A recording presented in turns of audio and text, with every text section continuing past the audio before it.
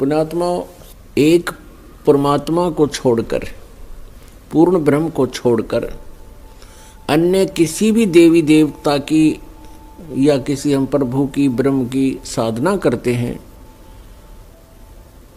वो मोक्षदायक नहीं है। वो आपको जन्म मृत्यु के इस दीर्घ रोग से नहीं छुड़वा सकती। और जो हमारे प्रारब्ध के जो पाप कर्म हैं,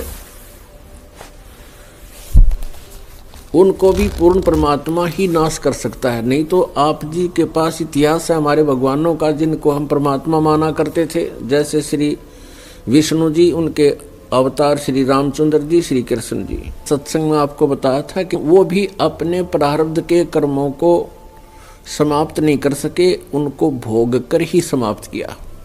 भगवान श्री रामचंद्र जी पर जाता था कि ये सर्वेश्वर हैं, महेश्वर हैं, सर्वशक्तिमान हैं, सब दुखों का निवारण कर देते हैं। यानी विष्णु भगवान कहो, चाहे श्री रामचंद्र जी कहो या श्री कृष्ण जी कहो। तो हम ये सोचा करते थे कि ये भगवान हमारे दुखों का निवारण करते हैं, ये समर्थ शक्ति है। अब हमने राम की परिभाषा समझनी पड़ेगी, प्रभु की परिभाषा समझनी पड़ेगी, और हमने उन राम में से सिलेक्ट करना पड़ेगा कौन से राम की शरण में जाना है। अब जैसे ये श्रद्धालु कहते हैं, कोई प्रश्न करता है आचार्यों से, गुरुओं से, मंडलेश्वरों से कि क्या श्री कृष्ण अर्थात श्री विष्णु जी हमारे पापों का नाश कर सकते हैं? क्या वे जो श्राप दे दिया जाता है एक दूसरे को 3 ताप के अंतर्गत, क्या हमारे उन 3 तापों का वो नाश कर सकते हैं? तो कहते हैं कि हाँ, भगवान श्री कृष्ण अर्थात विष्णु जी हमारे सब पापों का नाश कर देते हैं। और प्रमाण के लिए कहते हैं, गीता जी अध्याय नंबर 18 के श्लोक नंबर 66 को बोलते हैं कि सर्वधर्मान परित्यज माम एकम शरणम व्रज अहम तवा सर्व पापे भव मोक्षामि मा शुच। पहले तो उनको ये पता नहीं कि गीता जी का ज्ञान श्री कृष्ण नहीं, श्री कृष्ण में प्रवेश करके ये ब्रह्म बोल रहा है, सरपुरुष बोलता है। और व्रज का माने आना नहीं होता, जाना होता है। अब गीता ज्ञान दाता सरपुरुष है, ये ब्रह्म है, और ये परम अक्षर ब्रह्म की शरण में जाने को कहता एकम। एकम माने जिसके बराबर दूसरा ना हो, अद्वितीय। उसकी शरण में जा, उसकी शरण में जाने से फिर तू मेरे सतर की जो पूजाएं हैं मुझे छोड़ दे, ये ब्रह्म कहता है। फिर मैं तुझे यहाँ कुत्ते गधे सूअर यानी कष्ट नहीं दूंगा, मैं अपना कर्जा चुका लूंगा। तो यहाँ पुण्यात्मा विचार करने की बात है कि श्री कृष्ण जी और श्री रामचंद्र जी और श्री विष्णु जी अपने श्राप को, अपने पाप को, कर्म दंड को नहीं समाप्त कर सके, नाश नहीं कर सके। उपासकों का कैसे कर देंगे वह? जैसे श्री विष्णु जी को श्राप दिया था नारद जी ने, और ये श्राप दिया था कि नारद जी के मन में विवाह कराने की प्रेरणा होगी, और उसने देखा कि राजा की लड़की का स्वयंवर था, और उसमें लड़कियां अपनी मर्जी का पति अपनी इच्छा से सिलेक्ट करती थी, और राजा लोग बैठ जाते थे वहाँ सामने आके। नारद जी ने विवाह कराने की सोची, और फिर सोचा भी मेरा विवाह कौन करेगा, मैंने तो कचकोला कढ़ा रखा है, इतनी मोटी चोटी सिर पे, और शकल भी ठीक को ना। तो उसने सोचा कि भगवान विष्णु से उनका स्वरूप ले लेता हूँ। एकांत में जाकर टेलीफोन किया, याद किया, श्री विष्णु जी प्रकट हो गए। नारद जी ने कहा, भगवान मैंने विवाह करवाना है और आप मना मत करियो, आज पहली बार आपसे कोई वस्तु मांग रहा हूँ, मुझे आप हरि रूप चाहिए, मुझे हरि रूप चाहिए, अर्थात आपका सुंदर स्वरूप मुझे दे दे। श्री विष्णु जी ने कह दिया तथास्तु। अब उसका बंदर का मुंह लग गया, बंदर का। हरि माने बंदर भी होता है। अब उसने सोचा नारद जी ने कि आज तेरे सुंदर कोई नहीं सभा में, और जाकर बैठ गया कुर्सी पर जच के। अब वह लड़की आई वरमाला लेकर, सामने देखा भालू बैठा। अब वह एक कदम पीछे से होकर आगे चली गई। नारद जी ने सोचा शायद लड़की की दृष्टि नहीं पड़ी मेरे ऊपर। वहां से उठकर एक और खाली चेयर थी दूसरे लोग वहां जा बैठा। जो वहां से भी लड़की आगे निकल गई, नारद जी कहने लगे भाई यह अंधी है क्या? और दूसरे तो बोला, साथी ने उसको यो दिखा दिया दर्पण, अगर देख अपनी शकल तो देख ले, हमने डर लगे तेरे थे। तब उसने देखा जब दर्पण यानी अपनी शकल देखी, उसने बिना गिनती की गाली दे दी विष्णु भगवान को नारद जी ने। और उसी समय विष्णु जी आ गए और विष्णु जी के गले में वरमाला उस लड़की ने डाल दी। तब नारद जी ने विष्णु जी से कहा कि तू सचमुच धोखेबाज है। जैसे आज मैं एक औरत के वियोग में रो रहा हूँ, एक जीवन तू सारा अपनी पत्नी के वियोग में रोएगा, तुम्हारा कभी मिलन नहीं हो पाओगा। उसी श्रापवश श्री विष्णु जी श्री रामचंद्र रूप में अयोध्या के राजा दशरथ के घर जन्मे। युवा होते ही विवाह हुआ, सीता जी के साथ विवाह होते ही वनवास हुआ। वनवास में तुरंत ही कुछ ही वर्षों के बाद सीता जी का अपहरण हुआ और रावण के साथ युद्ध हुआ। युद्ध के बाद घर ले आए सीता जी को और एक धोबी के व्यंग से सीता जी को घर से निकाल दिया। आजीवन श्री राम और सीता जी का मिलन नहीं हुआ। पुण्यात्मा, भले ही श्री रामचंद्र जी अयोध्या का राज करते थे, लेकिन जिस व्यक्ति का परिवार कहीं हो, उसकी पत्नी कहीं, बच्चे कहीं और वो कहीं, वो सपने में भी सुखी नहीं हो सकता। और अंत समय में जब उसने पता चला कि मेरे पुत्र लव और कुश यहाँ पर हैं, उन्होंने भी उससे नफरत होगी और उनसे बात करना पसंद नहीं किया। और सीता जी भी पृथ्वी के अंदर समा गई, उसके दर्शन तक नहीं किए। पुण्यात्माओं, वैसे तो हम देखो ये भगवान माना करते थे, हमारी आंखें बिल्कुल बंद हो चुकी थी ज्ञान वाली।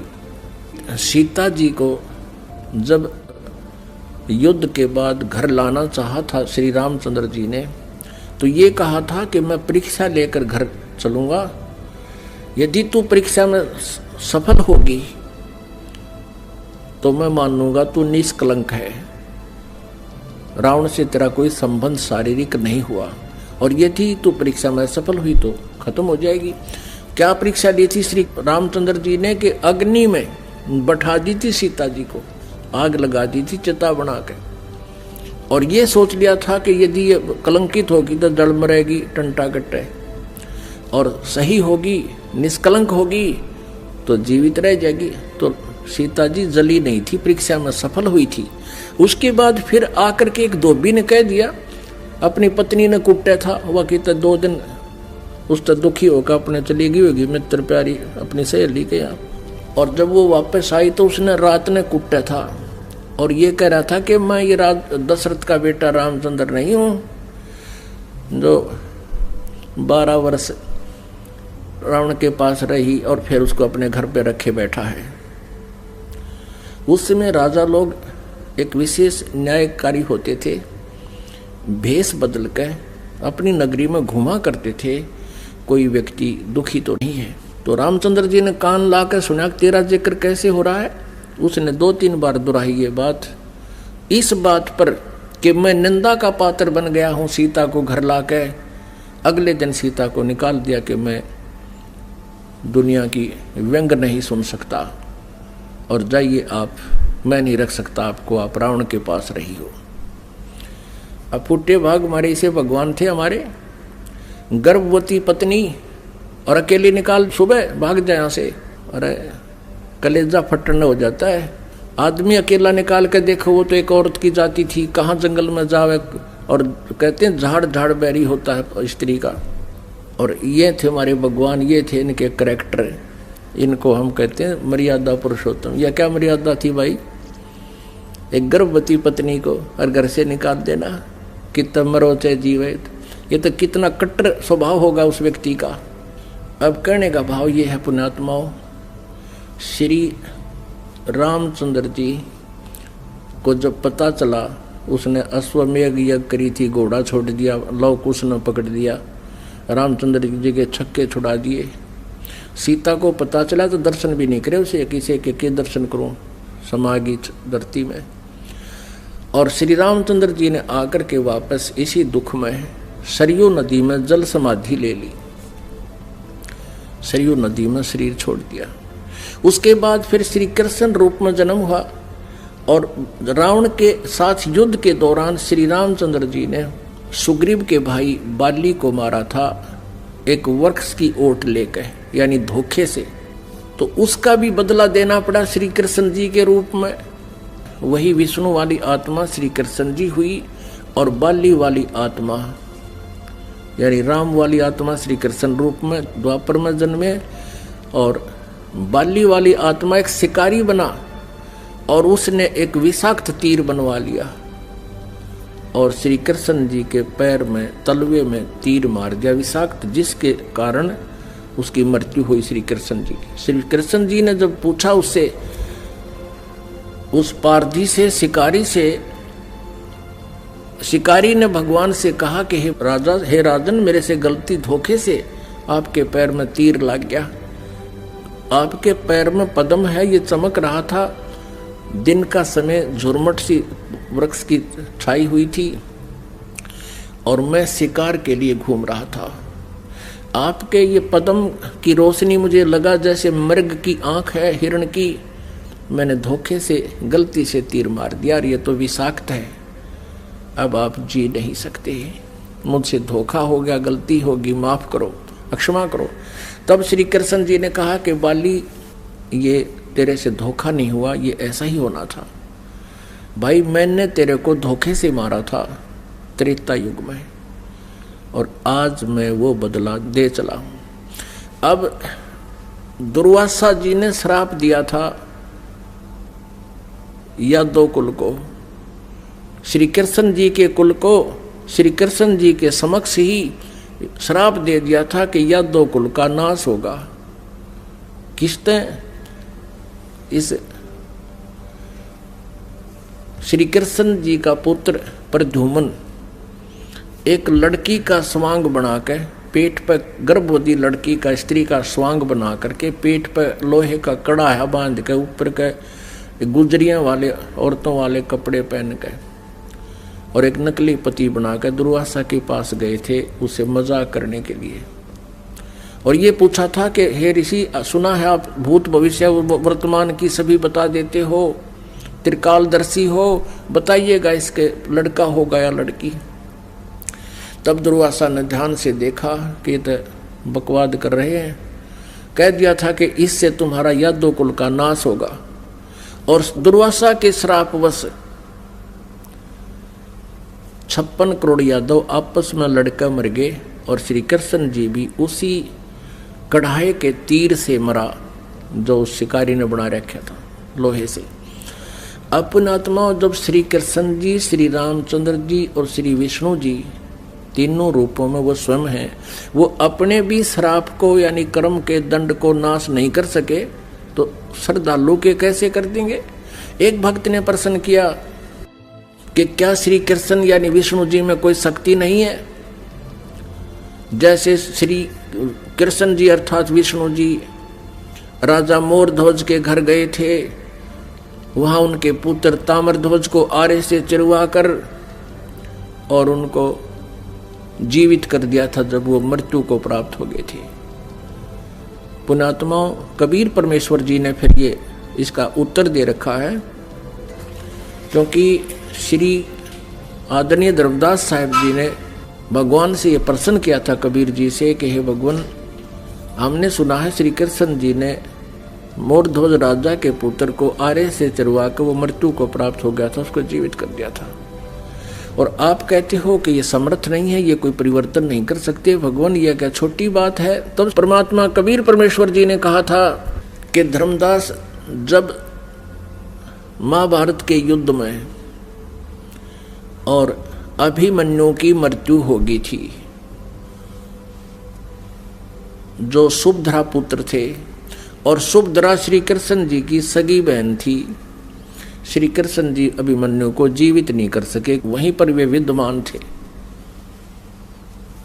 अब धर्मदास साहब ने पूछा कि हे भगवान, कारण क्या था? तब परमेश्वर कबीर जी ने कहा कि ये भगवान आपकी आयु और श्वास को घटा बढ़ा नहीं सकते। अभिमन्यु की आयु इतनी थी, उसके प्रारब्ध में ये परिवर्तन नहीं कर सकते।